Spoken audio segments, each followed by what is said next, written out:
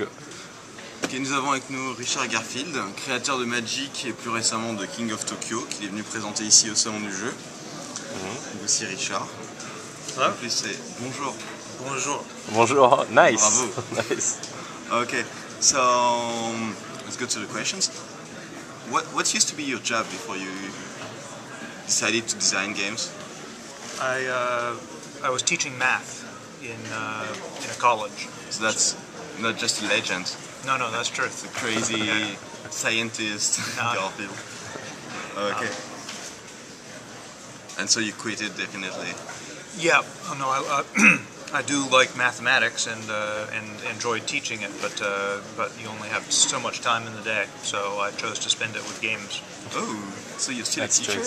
No, I had to quit teaching because my games took too much time. I actually do teach at the University of Washington. Occasionally, I teach a game design course. Oh, very nice. So, how did you come with the idea of creating magic?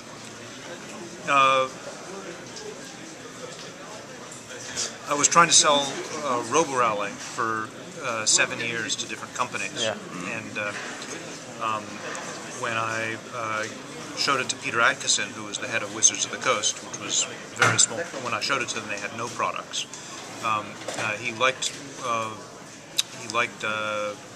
Roborally, but thought it was too expensive to make, and asked me for a cheaper game.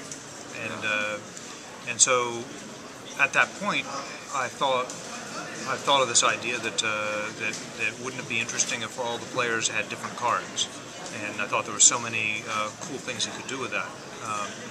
And when I told Peter, he was very excited about that. It turned out that it was more expensive than Magic to make, but it was exciting enough that he was willing to raise the money, and so there we are.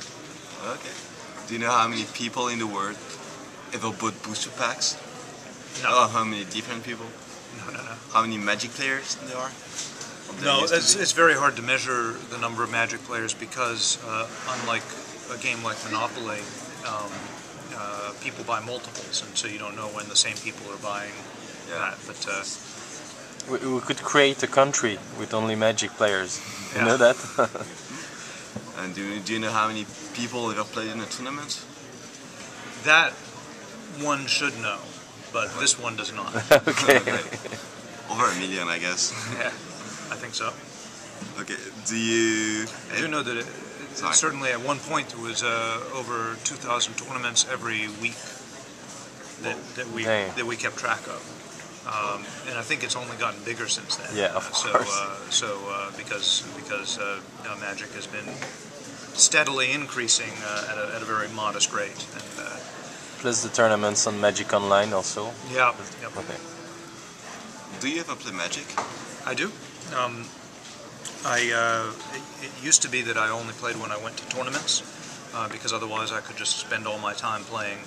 And but recently my children have gotten very much into Magic, and so because they're into Magic, they're always challenging me, and they're getting pretty good now. So I took my son, who's 11 years old, to Tokyo for the World Championship last year. So you there? And he had played Magic in the past, but only a little. He played Magic, he knew I made it, but then we played Roborally because he knew I made it, but then we played lots of games that other people made and also games that I was working on. But when we went to Tokyo, he was in love with Magic. He started drafting all night with the professional players, and so he got his friends at home to start drafting, and so is he gonna be a professional someday, like a new star? I think he could be very good, but I also don't think he has the. I think he plays too much for fun. So we'll see if that. Everyone starts this way. Yeah, that's a good. I'd rather him be that way, but that may not win the tournaments. But he's enjoying the game quite a lot. It must be tough for him to play tournaments with such a dad. Like the expectations are not the same. Like you want to beat him. Yeah. Yeah, maybe. Have you been working on recent extensions, sets? Or? Yeah, I don't work a lot on Magic these days. I still go to tournaments and things for Wizards, but every couple years I work on a set. And last year, about this time, I worked for 6 months with Mark Rosewater and a design team on the set, which is coming out in September. Which is? I don't know. I know what the code name is. The code name was Shake. Okay. And that was a lot of fun. I like working on Magic a lot. It's a lot easier than working on new games because there's so many people out there that can give you good feedback on your Magic design. They're experts at it, but when you make a game like King of Tokyo, for instance, you have nobody who can give you feedback until they've played it a while because it's a new thing. Okay, so are you allowed to play in tournaments? Like, you're not a Wizards employee, are you? I'm not a Wizards employee. I think technically I'm allowed. I wouldn't do that though. Because, yeah, it would be a bounty hunt. Yeah. When I go to tournaments and I feel like playing, we set up unrated or informal tournaments. Okay. Where do you live? I live in Seattle. Okay. Oh, that's where Wizards is. Yes. Yeah. Like, when you created Magic, you created to provide something to Atkinson. Would you ever have believed that the game would become what it is nowadays? I would have had to be extremely arrogant to believe that this was possible. It's constantly surprising, even today. Like I was saying, that's amazing. Like you see those tournaments, there are tons of judges, which means like the game is very complicated, very tough to learn, and you need judges for games to go the right way. How do you explain that people go beyond that, keep on playing Magic and learn how to play Magic and keep on playing when it's so difficult to learn and to play and to everything? You know what I mean? Yeah. I remember when I started playing, it was the 4th edition, I think, and this was this rule book in the starters. It was in English. It was ununderstandable for a French guy, but I still played. I can't even explain myself why. I think that it's the beauty of the game, no? It's complex, but it's simple at the same time. I think that's a lot of it. Is that it looks, when you look very closely at it, it's very complicated. But if you're casual, it's actually not complicated. It only becomes complicated when you get into weird situations that don't happen. Either they don't happen much when you're a casual player, or you don't notice when they happen, so it doesn't matter. And so you have to be precise at the tournaments.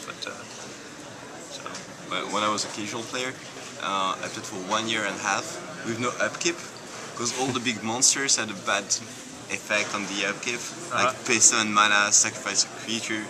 Yeah, that was too bad.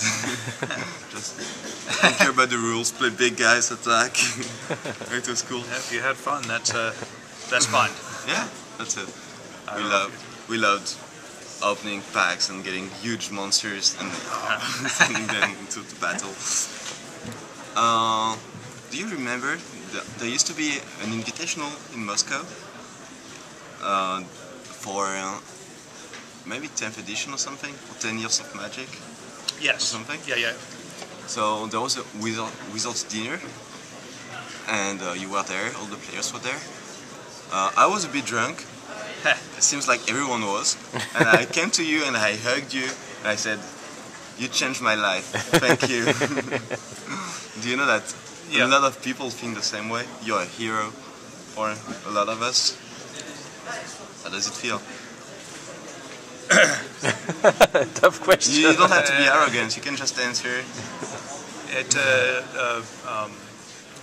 feels like great responsibility. Yeah? Yeah. But it's nice. I'm glad that people have gotten such pleasure with my creation, and I hope that it takes them, that it carries them into games, which is such into games for life, even if they don't stay with Magic for life, because games is such a wonderful hobby. yeah, you created a lot of geeks or nerds, or I am one of them. So I can tell you, I like my life, and like my life is based on magic nowadays, and I love it. And that's the same for a lot of people, even casual players. Yeah, no, it's true that that you can play Magic casually and it can still be very much your hobby. I do remember that trip to Moscow. It was my only trip to Moscow, so I couldn't forget it. It was quite an interesting place. Yeah, that was nice. Do you have advices for new players? Like someone who wants to learn Magic, do you have anything to tell him?